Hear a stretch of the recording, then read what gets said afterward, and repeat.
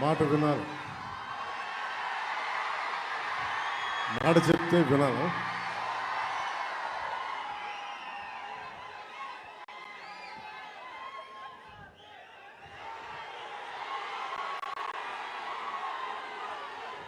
ఈ సభకి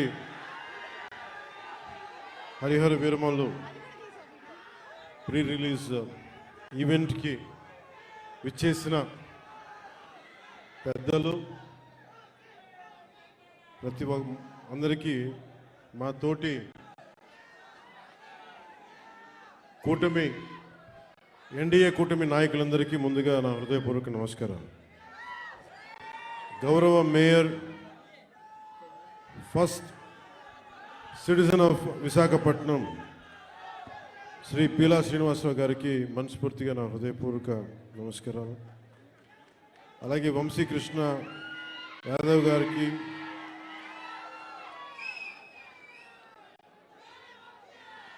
గానా వెంకటరెడ్డి నాయుడు గారికి, పంచకర్ల రమేష్ గారికి, పల్లా శ్రీనివాస్ గారికి, శ్రీ గంటా శ్రీనివాస్ గారికి, సీనియర్ నాయకులు, నాకు ఇష్టమైన మేధావి, సూక్ష్మంగా అన్ని అర్థం చేసుకోగలిగే సీనియర్ నాయకులు శ్రీ కొండతోల రామకృష్ణ గారికి,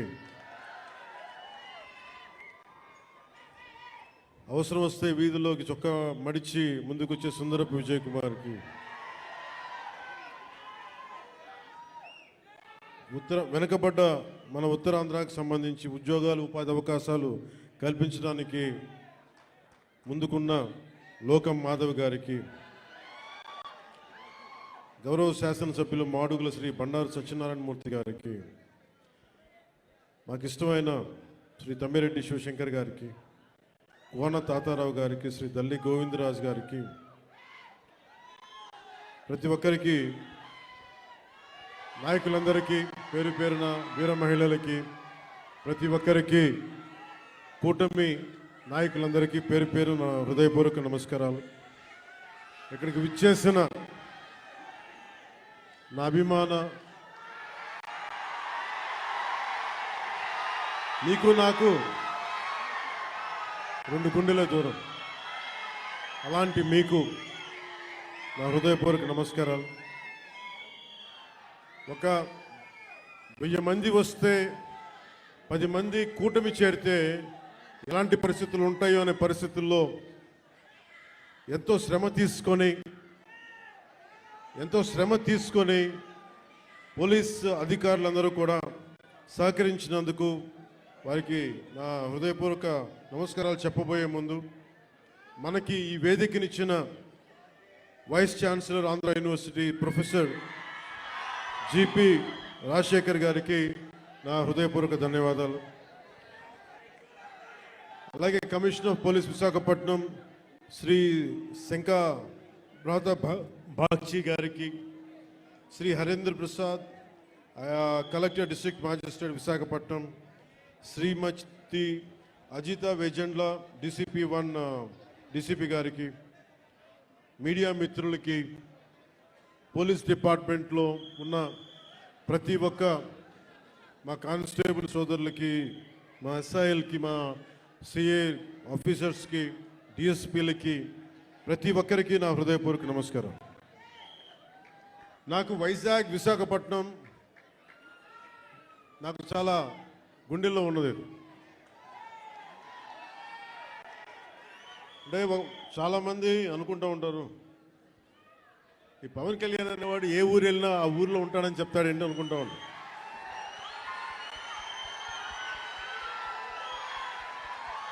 సత్యానంద్ గారు, అంటే నేను ఒక ప్రభుత్వ ఉద్యోగ కొడుకుని కదా, రకరకాల ట్రాన్స్ఫర్లు అవుతూ ఉంటాయి. ఇందాక సత్యానంద్ గారు చెప్పినట్టుగా నాకు విశాఖపట్నం తోటి నాకు పరిచయం ఏంటి అంటే, నాకు ఈరోజుకి గుర్తులేదు, 92లో నన్ను పిలిచారండి. 92 సత్యానంద్ గారు. అంటే నేను ఏమవ్వాలి అనుకునే పరిస్థితుల్లో చిరంజీవి గారు నన్ను, వీడు ఇంట్లో ఒకటి పాడైపోతున్నాడు, ఇంట్లోంచి బయటికి వెళ్ళేవాడు కదా, ఒక 16 ఏళ్ళ అమ్మాయిని ఎలా పిలుస్తారు ఇంట్లోంచి బయటికి వెళ్ళకుండా? నన్ను ఇంట్లో పెట్టేసేవాడు. నాకు వెళ్ళాలంటే ఇట్లా ఉండేవాడిని కదా అప్పుడు. అలాంటి నన్ను తీసుకెళ్ళి వీడికి ఏదో ఒకటి ఇంట్లోంచి పడేస్తే తప్ప వీడు ఏదో నేర్చుకోవడం చెప్పి ఆయన పిలిచి నన్ను విశాఖపట్నం పంపించారు. అలాగే విశాఖపట్నంతో నాకు పరిచయం. అలాగే మన ఉత్తరాంధ్ర ఆటపాట బై బై ఏ బంగారు బాయి చెరువు కాడ బోరు నబో నబో నబరిగజలు ఎత్తుకొలుసులు ముక్కు పొడకలు నడుము సన్న నాగరాలు ఎములరుగని బాగోతో అబో అబో అబో అబో బేడ పరక టిక్కెట్. ఇవన్నీ ఎక్కడి నుంచి వచ్చినాయి నాకు అంటే, ఎదుగో ఆయన పుణ్యం. ఉత్తరాంధ్ర ఆట పాట నా గుండెల్లో నా అణువున నింపేశారు. అలాగే అంటే అలాంటి విశాఖపట్నం సినిమాలకే కాదు, ఇదే నోవాటెల్లో ఒక 2 సంవత్సరాల క్రితం నలిపేస్తే నువ్వు బయటికి రాకూడదు కారులో నుంచి కూడా అని అప్పుడున్న పోలీసు ఉన్నతాధికారులు నలిపేస్తే, నోవాటెల్లో ఉంటే భయభ్రాంతుల్ని చేస్తే, హోటల్ రూముల్ని బూట్లతోటి కొడితే, అరెస్ట్ చేయాలని ప్రయత్నం చేస్తే, విశాఖపట్నం మొత్తం వచ్చి మన నోవాటెల్ ముందుకు వచ్చింది. అంత బలమైన మెమరీ కూడా ఇచ్చింది, జ్ఞాపకం. అందుకే నాకు విశాఖపట్నం, నేను అందుకని ప్రత్యేకించి విశాఖపట్నంలో ఈ ఫంక్షన్ పెట్టాలని నిర్ణయించుకున్నాను. అలాగే మాట వినాలాగండి. అలాగే మీకు తెలుసు, మనకి వకీల్ సాబ్ కానీ మిగతా ఏ హీరోస్ అయినా ఈరోజు ఉప ముఖ్యమంత్రిగా అంటే కూడా మీతోటి పవన్ కళ్యాణ్ అని మీకు ఇష్టమైన హీరోగానే మాట్లాడతాను ఈరోజు. అంటే అందరి హీరోల సినిమాలకి డబ్బులు 150 రూపాయలు 200 ఇస్తే, పవన్ కళ్యాణ్ స్పెషల్ ఏంటంటే 10 రూపాయలు 15 రూపాయలు టికెట్ గత ప్రభుత్వంలో. అలాంటి పరిస్థితుల్లో కూడా భీమ్లా నాయక్ని ఘన విజయం చేసిన మీ అందరికీ ఈ రోజున సభాముఖంగా మీ అందరికీ ధన్యవాదాలు తెలియజేస్తున్నాను. యావత్తు తెలుగు ప్రజానీకానికి, ఆంధ్ర ప్రజానీకానికి, రాష్ట్రానికి. ఇలాంటి పరిస్థితుల్లో గౌరవ ముఖ్యమంత్రి శ్రీ నారా చంద్రబాబు నాయుడు గారి నాయకత్వంలో కూటమి ప్రభుత్వం ఏర్పాటు చేసిన తర్వాత సినిమాటోగ్రఫీ శాఖ జనసేన తీసుకున్నప్పటికీ కూడా ఇది మన ఇబ్బందిగా, అంటే మనం తీసుకోకూడదు అని చెప్పేసి ప్రత్యేకించి నేను గౌరవ ముఖ్యమంత్రి గారి ఆఫీస్కి పంపించాను. ఈ సినిమా టికెట్ రేట్లు అందరికీ ఇచ్చినట్టుగానే ఇస్తే బాగుంటుంది, నిర్మాతలు నాకు చెప్పినప్పుడు నాకు సంబంధం లేదు, ఇది మీరు గౌరవ ముఖ్యమంత్రి శ్రీ చంద్రబాబు నాయుడు గారి టేబుల్ మీద పెట్టండి, ఆయన ఇస్తే తీసుకోండి, ఆయన ఎంత ఎన్ని రూపాయలు ఇస్తే తీసుకోండి, అంతకుమించి నేను ఒక్క మాట కూడా చెప్పనని చెప్పాను. సో అలాంటి పరిస్థితుల్లో గౌరవ ముఖ్యమంత్రి గారు ఈ సినిమాకి కావాల్సిన నాకేం ప్రత్యేకంగా ఏం చేయలేదు, కానీ అందరి హీరోలకి ఎలా చేశారో చేసినందుకు ప్రత్యేకంగా వారి మనస్ఫూర్తిగా మనందరి తరపున, మన అభిమానులందరి తరపున వారికి ఒక్కసారి బలమైన కరతాళ ధ్వనులతోటి కృతజ్ఞతలు తెలియజేద్దాం. ఇందాకే వస్తూ ఉంటే మన యువ నాయకుడు, యువగళం ప్రతినిధి, 100 కిలోమీటర్లు ప్రయాణించిన నాయకుడు, తెలుగుదేశం యువ సారథి శ్రీ నారా లోకేష్ గారు ట్వీట్ చేసి పవనన్న సినిమాలు బాగుండాలి, ఘన విజయం సాధించాలి అని మనస్ఫూర్తిగా ట్వీట్ చేసినందుకు వారికి నా ప్రత్యేక ధన్యవాదాలు, కృతజ్ఞతలు తెలియజేసుకుంటున్నాను.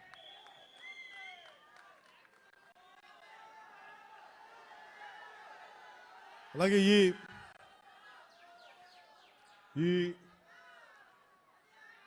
ఈ ప్రమోషన్ ముఖ్యంగా ఒక నెల రోజులుగా ఇంటర్వ్యూల మీద ఇంటర్వ్యూస్ ఇస్తా.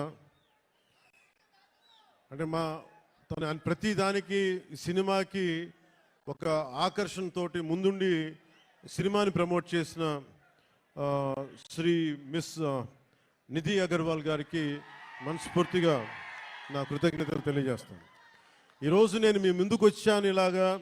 నిన్న అన్ని ఏకదాటిగా పొద్దున్నుంచి రాత్రి 12 దాకా ఇంటర్వ్యూస్ ఇచ్చాను అంటే, అలాగే ఈరోజు మీ ముందు నిలబడ్డాను అంటే ఆవిడ చేసిన పనికి నాకే సిగ్గొచ్చి మన సినిమాని మనం ప్రమోట్ చేసుకోకపోతే ఎట్లా. నేనేం నమ్ముతానంటే, ఇదివరకు సత్యానంద్ గారికి తెలుసు, ఎప్పుడు మన ఫోటో లేదు మీరు వేయచ్చు కదా అప్పుడున్న సినిమా పత్రికల్లో అంటే, మన సినిమా మన ముఖాలు ఎవరు వేస్తారని చెప్పి నేను అడిగితే, మీరు ఇంకా పెద్ద హీరోకి అసలు ఇంకా మీరు హీరో కాదు కదా, మీరు హీరో కూడా పెద్ద హీరో కాదు మీకు వేయమని చెప్పేవాళ్ళు. నాకు అది అలవాటు అయిపోయింది. పబ్లిసిటీ లేకుండా సినిమాలు అవటం, మీ గుండెల్లో మీరు పెట్టుకొని గెలిపించారని విజయం ఇచ్చారు తప్ప నాకు ఎప్పుడు మీడియాతోటి మాట్లాడాలని కానీ నేను కోరుకున్నప్పుడేమో జరగలేదు. తర్వాత నాకు అలవాటు అయిపోయింది మీడియా లేకుండా సినిమాలు విజయం సాధించడం. సో అలాంటిది నేను చాలా చాలా ఆల్మోస్ట్ ఒక 96లో అక్కడమ్మా ఇక్కడ బై షూటింగ్ సినిమా రిలీజ్ అయింది.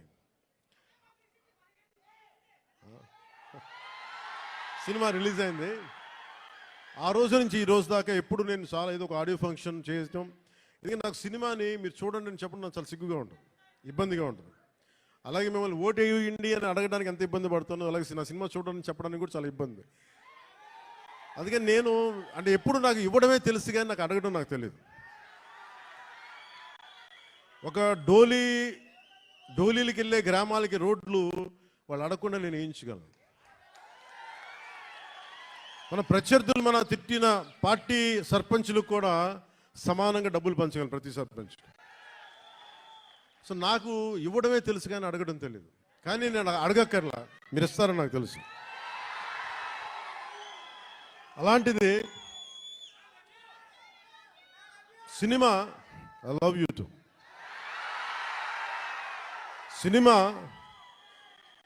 సినిమా ఎంత బలమైందంటే, అంటే నేను మీతోటి ఎందుకు పంచుకుంటున్నానంటే, ఇది సార్ మీరు కాళ్ళు నింపలేసి కొంచెం ఎక్కువసేపు మాట్లాడతాను మా వాళ్ళతో. కొంచెం చైర్స్ వేయకూడదు, చైర్స్ వేయండి పాపం. ప్రతిసారి నేను మాట్లాడుతూ ఉంటే నలిగిపోతూ ఉంటే కొంచెం ప్రశాంతం కూర్చుంటాను.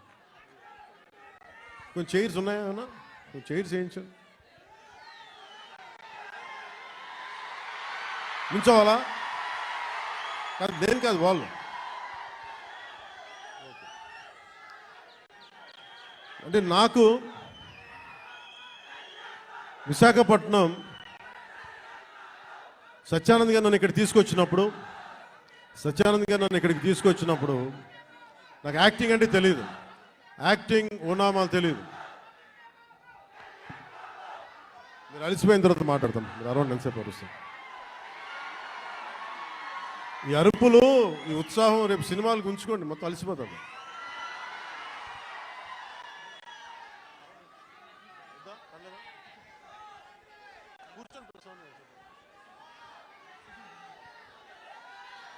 నేను మీతోటి నా అనుభవాలు పంచుకుంటాను.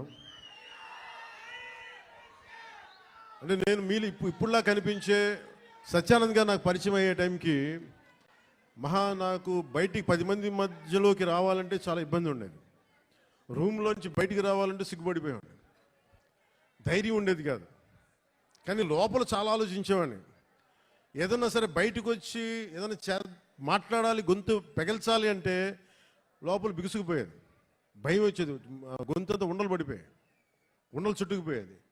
అలాంటి సమయంలో మా అన్నయ్య గారు అడిగారు, నువ్వు ఏమవ్వాలని ఉందరా అంటే, నేను చాలాసేపు ఆలోచించాను. జస్ట్ బతకాలి ఉందని చెప్పాలనుకున్నా. ఆ మాట అంటే కొడతాడని చెప్పలే, ఏదో తెలివితేటలు చూపించుకున్నా. కానీ నాకు లోపల ఏముండిందంటే, నాకే కోరికలు లేవు. నాకు చిన్నప్పటి నుంచి నాకు పెద్ద ఏం కోరికలు లేవు. ఏదో మామూలుగా బతకడం తప్ప ఒక హీరో అవ్వాలనో లేదంటే సాధించాలనో లేదు. కానీ చిన్నప్పటి నుంచి ఉన్న ఒకే ఒక్క మూల లక్షణం ఏంటంటే, అన్యాయం జరిగితే ఎదురుదాడి చేయాలని ఉంటుంది. నాకే జరగక్కర్లే, అలాగే సహాయం చేయాలనిపిస్తుంది. ఈ 2 లక్షణాలు తప్ప సినిమాలు చేద్దామని కానీ డబ్బులు సంపాదించాలని కానీ నాకు ఆలోచన లేదు.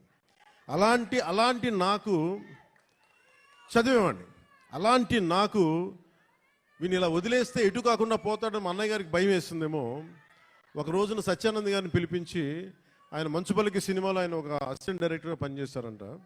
ఆయన పిలిపించి, ఈయన ఢిల్లీ నేషనల్ స్కూల్ ఆఫ్ డ్రామాలో ఆయన అక్కడ చాలా పాల్గొని నేర్చుకుని, ఆయన అలాంటి వ్యక్తిని తీసుకొచ్చి నాకు అప్పచెప్పి, నన్ను ఆయనకి అప్పచెప్పి చేయమన్నారు. ఆయనకి నేను ఎంత ఇబ్బంది పెట్టేవాడినంటే, మీరు ఒకసారి రండి సత్యానంద్, మీ కష్టాలు చెప్తాను. ఇప్పుడు నాకు తెలియదు కదా ఎవరికి, నేను ఆయన ఎలా ఇబ్బంది పెట్టేవాడిని. ఆయన వచ్చి కూర్చొని చాలా డైలాగులు చెప్పేవాళ్ళు. బాబు మీరు ఇలా చదవండి, ఇలా రాయండి అని చాలా పేపర్లు ఇచ్చేవాళ్ళు. నేను రూమ్లో తీసుకెళ్ళానండి. మనం ఒక పని చేద్దాం సార్, అలా బయటికి వెళ్దారండి అని చెప్పి, మా అన్నయ్య తిడతాడని చెప్పి బయటికి తీసుకెళ్ళి, సార్ రేపు చేద్దామండి, ఈరోజు కొంచెం అలవాటు చేసుకుందాం. మళ్ళీ ఈయన కూర్చోబెట్టి చాలా పెద్దగా మాట్లాడేస్తే నాకు సిగ్గు అనిపించేది, కొంచెం చెమటలు పట్టేసాయి. అలాంటి నెమ్మదికి ఈయన మభ్య పెడితే మెడ్రాస్లో, చెన్నైలో పని జరగట్లా. ఒక నెల రోజులు చూశారు. ఈయనకి అర్థమైపోయింది, ఈయన ఇక్కడే ఉంచితే వీడు ఏ పని వీడు చెయ్యకపోగా నన్ను కూడా చెడగొట్టేస్తాను భయం వేసింది అనుకుంటా. ఆయన ఏమనేవాళ్ళు చూస్తూ ఉండేవాళ్ళు. సో నన్ను ఫైనల్గా ఏం చేశారంటే, మా అన్నయ్య చిరంజీవి గారికి ఏం చెప్పారంటే, తమ్ముడిని నేను విశాఖపట్నం తీసుకెళ్తానండి, అక్కడ కొంచెం నాకు టీం అంతా ఉంటుంది అని తీసుకెళ్ళి నన్ను ఇక్కడ పడేశారు. మధ్యలో పడేస్తే నేను ఈయనంటారు కూర్చోబెట్టి నడిచే, డ్యాన్సులు చేసే, ఇవంటే నాకు సిగ్గుతో చచ్చిపోయేవాడిని. ఎలారా వీళ్ళందరూ యాక్టర్స్ అవుతారు, ఎలారా వీళ్ళందరూ చేస్తారు అనుకునేవాడిని. మరి మెల్లిగా నా చేత కొంచెం సిగ్గు, చిన్న మ్యూజిక్ ఫస్ట్ నాకు నేర్పించిందల్లా, ప్రారంభించింది సరస్వతి నమస్తుభ్యం అనే ఒక ప్రార్థనతో నాకు నా నటనా శిక్షణ మొదలైంది. అందుకే సరస్వతి దేవికి అని నాకు ఈ రోజుకి గుర్తు. ఆయన సరస్వతి ప్రార్థన రోజు పొద్దున్నే చేయించి నాకు క్లాసెస్ పెట్టేవాళ్ళు, ప్రారంభించేవాళ్ళు.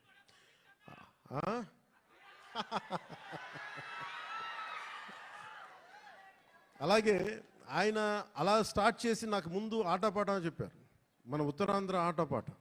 అవి నాకు చాలా ఇంట్రెస్ట్ వచ్చింది. మెల్లిగా ఆయన్ని చిన్న ఏమంటుందో పాముని ఏమంటుందని ఒక వైల్డ్ యానిమల్ ట్రైన్ చేస్తారు చూసారా, అలా కొద్దిగా టేమ్ చేసి ట్రైన్ చేసి ఒక 2 అక్కడ దాకా తీసుకొచ్చాను నన్ను. అంటే నోట్లో నుంచి ఒక వాక్యం, అమ్మా ఇట్రా నాన్న నేను బయటికి వెళ్తున్నాను చెప్పడానికి కూడా నేను తటపాయించే నా వ్యక్తిత్వానికి ఒక 1.5 hour ఒక స్ట్రీట్ ప్లే చేయించిన గంత బై ద ఎండ్ ఆఫ్ 2 నెలల్లో. సో నన్ను అంత ట్రైన్ చేసి నేను నేర్చుకున్నది ఏంటంటే, నటన నేర్చుకోలేదు ఈయన దగ్గర, ధైర్యాన్ని నేర్చుకున్నాను ఈయన దగ్గర. నీకు ఏదైనా ఒక అభిప్రాయం ఉన్నప్పుడు నిర్భయంగా చెప్పడం చేసుకో, ఏమవుతావు, మహా అయితే ఫెయిల్ అవుతావు, ఏమవుతుందని. నాకు ఎందుకు ఆయన పాదాలకి ఈరోజు ఎప్పుడు నాకు అనిపించిన, ఎందుకు ఇష్టం అని నమస్కారం పెడతానంటే, నాకు ధైర్యాన్ని నాకు పరిచయం చేసిన వ్యక్తి ఆయన. అంటే నీకు అభిప్రాయాలు 100 ఉండొచ్చు, లోపల భావాలు 1,00,000 ఉండొచ్చు, కానీ వాటి మీద నువ్వు ముందుకొచ్చి దాన్ని యాక్ట్ చేయకపోతే ఏం అవ్వదు అనేది నాకు ఆయన నోటితో చెప్పాల, ఆ ట్రైనింగ్ ద్వారా చెప్పారు. నేను అప్పుడు అనుకో నాకు యాక్టింగ్ నేను నేర్చుకోలేదు, నాకు జీవిత పాఠాలు నేర్పారు నా గురువు ఆయన. సో చిరంజీవి గారికి నేను ఏం చెప్పానంటే, 1 సంవత్సరం తర్వాత, అన్నయ్య మీరు ఇప్పుడు సినిమా తీయకపోయినా పర్లేదు కానీ నాకు జీవితంలో బతికే శక్తిని ఇచ్చేవి ట్రైనింగ్ వల్ల, నేను ఏ కూలి పని చేసుకున్నా బతికేస్తాను తప్ప నాకు యాక్టరే అవ్వాలని లేదు, నాకు చాలా సంతోషం. ఆ తర్వాత అక్కడమ్మా ఇక్కడమ్మాయి నన్ను తీసుకొచ్చారు. అలాగే వైజాగ్లో తీసుకొచ్చారు, వైజాగ్ స్టీల్ ప్లాంట్లో ఇక్కడను చచ్చిపోయేవాడిని సిగ్గుతో. అప్పుడు మళ్ళీ ఒక 6 months మనకి 1 year గ్యాప్ రాగానే మళ్ళీ యాజ్ యూజువల్ నా యూజువల్ సిగ్గు మళ్ళీ ముడుచుకుపోయాను మళ్ళీ. అలాంటిది నన్ను గోకులం సీత చేశాను, తర్వాత సుస్వాగతం చేశాను.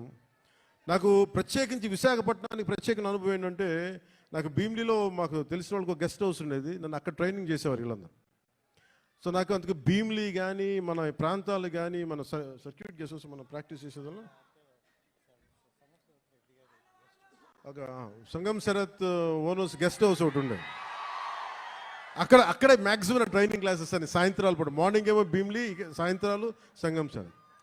ఇప్పుడు ఇవన్నీ చెప్పాను అనుకోండి, ఈ పవన్ కళ్యాణ్ ఏ ఊరు వెళ్ళినా కనిగిరి వెళ్తే కనిగిరిలో పెరిగానంటాడు, వైజాగ్ వస్తే వైజాగ్లో పెరిగానంటాడు.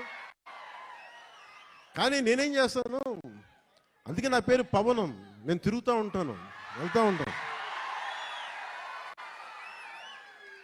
మనం పవనాలు అయితే అవి కూపస్తా మండూకాలు ఇలాగే మాట్లాడతారు, బావిలో కప్పలు. బావిలో కప్పలు గిరిగిసుకొని కూర్చుంటే వాళ్ళకి అర్థం కావు. పవనం తాలూకు శక్తి వాటికి అర్థం కాదు. పవనం సర్వంతర్యామి. సో అలాంటి నన్ను ఈరోజు సినిమా మేకింగ్ మీద కానీ వీటన్నిటి మీద అవగాహన వచ్చింది అంటే నాకు నా గురువు ఇచ్చిన నూరిపోసిన ధైర్యం. ముందుగా నాకు ఈరోజు మీ ముందు నిలబడగలుగుతున్నాను అంటే నాకు మా అన్నయ్య చిరంజీవి గారు నాకు నన్ను ఇచ్చిన ఆయన నన్ను నమ్మారు. మా వదిన నన్ను నమ్మింది. సో వాళ్ళు ఈరోజు నేను మేము ఎందుకు వస్తున్నాను, ముఖ్యంగా వాళ్ళిద్దరికీ నేను మనం గెలిచిన తర్వాత కూడా ఎందుకు నా శిరస్సు తీసి వాళ్ళిద్దరి పాదాలకి పెట్టానంటే మనకి గుండెలకి హత్తుకున్న వాళ్ళకి మన బాగుని కోరుకునే వాళ్ళ పాదాలు కాక ఇంకెవరికి నమస్కరిస్తాం. మనకు కనిపించే దేవుళ్ళు వాళ్ళు, మనకు కనిపించే దేవుళ్ళు మా గురువే మనకి దైవం. సో ఇలాంటి సమయంలో నాకే అనిపించింది మన ఏదో సినిమా ప్రతి ఒక సినిమా కృష్ణవంశీ గారి సినిమాలు చెప్తూ ఉంటారు కదా 30 years ఎక్స్పీరియన్స్ అండి ఇక్కడనే. ఇంకొక సంవత్సరం దాటితే మనం కూడా కొంచెం చెప్పచ్చు 30 years ఎక్స్పీరియన్స్ ఇక్కడ. తమాషాలు కదా 30 years ఎక్స్పీరియన్స్ రాబోతుంది, వెయిట్ చేయండి. అంటే 96లో రిలీజ్ అయింది. సో దీంతో పాటు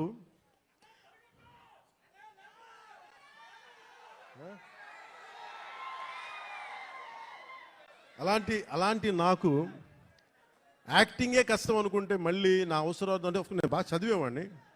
అంటే అందరిలాగా కాలేజీకి వెళ్ళలేదు, కానీ చాలా విపరీతమైన పుస్తక పఠనం ఉండేది. దాని ద్వారా నాకు ఏమనిపించిందంటే మేధోశక్తి చాలా అవసరం. కానీ నాకు ఫిల్మ్ మేకింగ్ మీద, సినిమా క్రాఫ్ట్మెన్షిప్ మీద ఇవన్నీ నాకు ఇంట్రెస్ట్ వచ్చి స్క్రీన్ ప్లే రైటింగ్ కావచ్చు, స్టోరీ రైటింగ్ కావచ్చు, లేదంటే డైరెక్షన్ కావచ్చు, టెక్నికల్ ఆస్పెక్ట్స్ కావచ్చు, ముందు ఇవి అలవాటైనాయి, తర్వాత యాక్టింగ్. అందుకని మీరు చూస్తే నా యాక్టింగ్ కూడా చాలా మంచి నటుల్లాగా క్యారెక్టర్ మారిపోను. మ్యాక్సిమం నేనేం కోరుకుంటానంటే నేను రియల్ లైఫ్లో ఏం చేయగలను దానికి దగ్గరికి ఎత్తుక్కుంటాను. అన్నీ చేయలేకపోవచ్చు కానీ కొంతవరకు మ్యాక్సిమం నేను నిజ జీవితంలో ఏం చేయగలిగానో అవి చేస్తాను. అలాగా ఈ సినిమాకి సంబంధించి బిగ్గెస్ట్ నాకు బ్లాక్ బస్టర్ ఇచ్చిన ఏఎం రత్నం గారు ఖుష్ అనే కోరికతోటి డైరెక్టర్ క్రిష్ గారు ఒక 2019 ఇప్పుడు 18 ఆ సమయంలో నాకు ఒక కథ చెప్పి, అది నేను 2019లో ఓడిపోయిన తర్వాత ఈ సినిమా ఒక్క నిమిషం ఇబ్బంది కొంచెం చాలు ప్లీజ్ సార్ వినాలి, మనవాడు చెప్తున్నాడు అది వినాలండి. అంటే ఇలాంటి సమయంలో నాకు ఒక కథ చెప్పి ఒక పీరియడ్ ఫిలిం అని చెప్పి చాలా ఇబ్బందులు పడ్డాం. అది 2 కరోనా సీజన్స్ వచ్చినాయి, 2 కరోనా వేవ్స్ వచ్చినాయి, నలిగిపోయాం. తర్వాత మీకు తెలుసు విశాఖపట్నం గొడవలు, తర్వాత గౌరవ ముఖ్యమంత్రి గారిని మనకి రాజమండ్రి ఎపిసోడ్ మీకు తెలుసు. వీటన్నిటి వల్ల సినిమా 3వసారి మన రాజకీయ పరిస్థితుల్లో లేట్ అయింది. అందుకని ఈ సినిమా ప్రత్యేకించి వచ్చినప్పుడు నేను ఉప ముఖ్యమంత్రిగా బాధ్యతలు తీసుకున్న తర్వాత కూడా సడన్గా మన పార్టీ ఆఫీస్ కోతవేటి దూరంలో ఉన్న అక్కడ ఉన్న స్థానికంగా మనం మిడ్ వ్యాలీ స్టూడియోస్లో మిడ్ వ్యాలీ స్థలాన్ని స్టూడియోగా మార్చుకొని నేను ఈ సినిమాని ఓజీని రెండింటిని కంప్లీట్ చేశాను.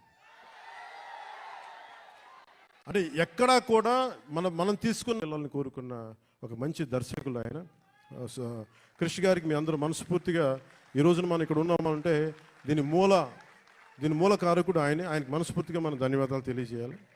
ఈ సినిమాని ఎవరితో ముందుకు వెళ్ళాలనుకున్నప్పుడు రత్నం గారు మన జ్యోతి గారిని తీసుకొచ్చారు. జ్యోతి కృష్ణ గారు వారి అబ్బాయి ఏఎం రత్నం గారి అబ్బాయి, లండన్ ఫిల్మ్ మేకింగ్ నేర్చుకొని వచ్చిన వ్యక్తి, డైరెక్టర్ కూడా ఆయన ఈ సినిమాని ఇంత తక్కువ కాలంలో ఎఫెక్టివ్గా చేయగలిగారంటే ఇది ఆయన సత్తా. తర్వాత కృష్ణ గారు రాసిన ఒరిజినల్ స్క్రీన్ ప్లేకి ఆయన మార్పులు చేర్పులు అన్నీ పట్టుకొచ్చి చాలా పగడ్బందీకి ఈ రోజున 2 గంటల 34 నిమిషాలు అనుకుంటాను, అపార్ట్ ఫ్రమ్ మిగతా అన్ని టైటిల్స్ పక్కన పెడితే చేయగలిగారంటే దానికి జ్యోతి కృష్ణ గారు తీసుకున్న విపరీతమైన శ్రమ ఆయనకి మనస్ఫూర్తిగా నా ధన్యవాదాలు తెలుపుకున్నాను. ఎందుకంటే నేను మేము సినిమాలో ఏం చేసాము అని చెప్పడానికంటే కూడా రేపు పొద్దున మీరు చూసి ఇంకొక ప్రీమియర్ షోస్ కూడా పడిపోతాయి కాబట్టి మీరు చూసి నాకు తెలియజేయండి. ఎందుకంటే నాకు ఎప్పుడు కూడా మన సినిమా బ్లాక్ బస్టర్ అయిపోద్ది, మన సినిమాలు రికార్డులు బద్దలు కొట్టేస్తే, మన సినిమా ఆ సీన్ అద్భుతంగా ఉంటుంది నాకు చెప్పడానికి ఏంటంటే కొంచెం ఇబ్బంది ఉంటుంది. ఎందుకంటే నేను ఏ సినిమాలు కూడా ఎంత రికార్డు చేస్తే నేను ఎప్పుడూ తెలియదు. నేను సరస్వతి దేవిని ప్రార్థిస్తాను, కృష్ణుడిని నమ్ముతాను. కర్మ చేయి, ఫలితం భగవంతుడికి వదిలేయాలి. అలాగే ఈరోజు మేము ఇంత చేసాం. మనం ఇంత చేసాం, వదిలేస్తున్నాం. ఆ ఫలితం భగవంతుడు సత్ఫలితం ఇవ్వాలని మనస్ఫూర్తిగా నేను కోరుకుంటూ ఈరోజు అంటే సినిమా మేకింగ్ నాకేంటి, సినిమా చాలా ప్యాషనేట్ నాకు. అలాగే నాకు ఈరోజు నేను ఒక ఒక టెరానికల్ అంటే ఒక నియంత్రణ పోకడలతో ఉన్న ఒక ప్రభుత్వాన్ని ఎదుర్కోగలిగామంటే ఆ శక్తి సంపద మీరిచ్చింది, నాకు సినిమానిచ్చింది. సో ముందుగా మీ అందరికీ నా ధన్యవాదాలు తెలుపుకుంటూ, అలాగే ఎగ్జిక్యూటివ్ ప్రొడ్యూసర్ దయాకర్ రావు గారికి, జ్యోతికృష్ణ గారికి, మన డానిష్ గారికి, Jammu and hails from Jammu and Kashmir and right you're from Jammu and Kashmir, right from Kashmir, you're from Kashmir. ఆయన అంటే భారతదేశం అంటే నేను చెప్పే అంటే ఎంత ఇంట్రెస్టింగ్ ఉంటుందంటే film making. Nidhi Agarwal is from northern part of the India, he is from Kashmir. మేమేమో ఇక్కడి నుంచి వస్తాం. అలా ఒక్కొక్క యాక్టర్ని తీసుకుని కొంతమంది విదేశాల నుంచి వచ్చారు. అంటే ఫిల్మ్ మేకింగ్ సినిమా అనేది దీనికి కులం లేదు, మతం ఉండదు, race, religion, region, linguistic barriers ఏముండవు. మేమందరం కూర్చొని దేనికి పనిచేస్తామంటే మీకు ఆనందం కలిగించాలి. ఒక బలమైన కథ చెప్పేటప్పుడు మీరు థియేటర్లో కూర్చొని ఇలా కొట్టి బాగుంది ఆహా అనిపించాలి, దానికోసం ఒక ప్రయత్నం చేస్తాం అందరం. నేనంటే కదా ఏ హీరో అయినా సరే, ఏ ఫిల్మ్ మేకర్ అయినా సరే. ఇలాంటి మేమందరం కష్టపడుతున్నప్పుడు నాకు చాలాసార్లు అనిపించేది సినిమా సరిగ్గా రూపుదిద్దుకుంటుందా, ఎట్లా ఉందో ఇప్పుడు ఒక భయం ఉండేది నాకు. కానీ ఎప్పటికప్పుడు ఒక చిన్న ట్రైలర్ రిలీజ్ చేసి కృషి గారు దాని మ్యూజిక్ నాకు ఎప్పుడు ఒక జీవాన్ని పోసేది.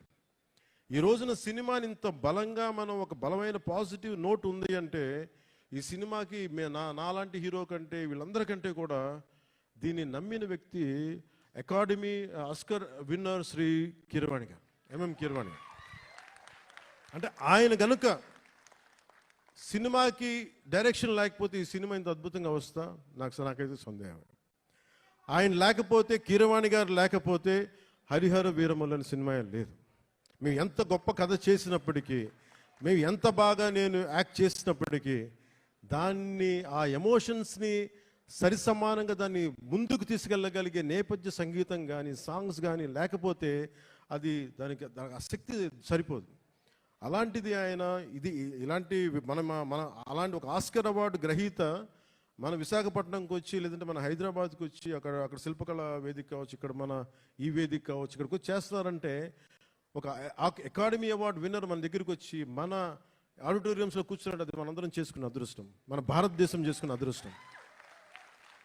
అంటే మాకు తెలుగు పాట అది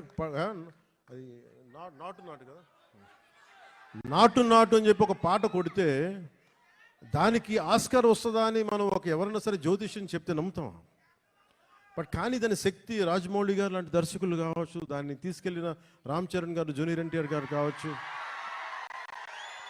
అంటే ఇంతమంది కలయికతోటి వాళ్ళందరూ బలంగా వేయగలిగారంటే మనం సంగీత దర్శకుడు అనేవాడు బలమైన అసలు రక్తి కట్టించగలిగే సంగీతాన్ని ఇవ్వలేకపోతే దానికి చంద్రబోస్ గారు లాంటి ఒక లిరికల్ రైటర్ దానికి సరైన లిరిక్స్ అందించకపోతే అది ముందుకెళ్ళదు.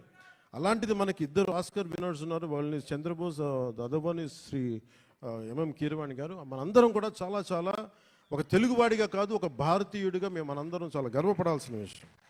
సో అలాంటి దర్శకులు, సంగీత దర్శకులు మన హరిహర వీరమల్లుకి నిన్న రాత్రి చూశాను మొత్తం, కొంచెం అన్ని నేను రీల్స్ టెస్ట్ చేస్తాను ఫస్ట్ టైం చాలా సంవత్సరాల తర్వాత. ఖుషి తర్వాత మళ్ళీ నేను ప్రతి రీల్ చూడడం, ఎందుకంటే నేను సడన్గా డబ్బింగ్ తర్వాత సినిమాలు చూడండి, నాకు భయం సినిమాలు చూడాలంటే.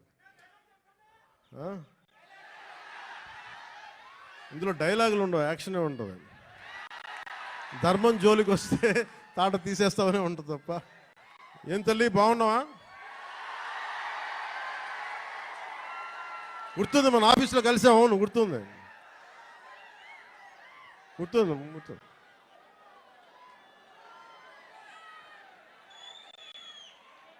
మాట్లాడదాం. ఈతమాను ఇల్లు కాదు, తాటిమాను తావు కాదు, తగిలినోడు మొగుడు కాదు, తగరము బంగారు కాదు.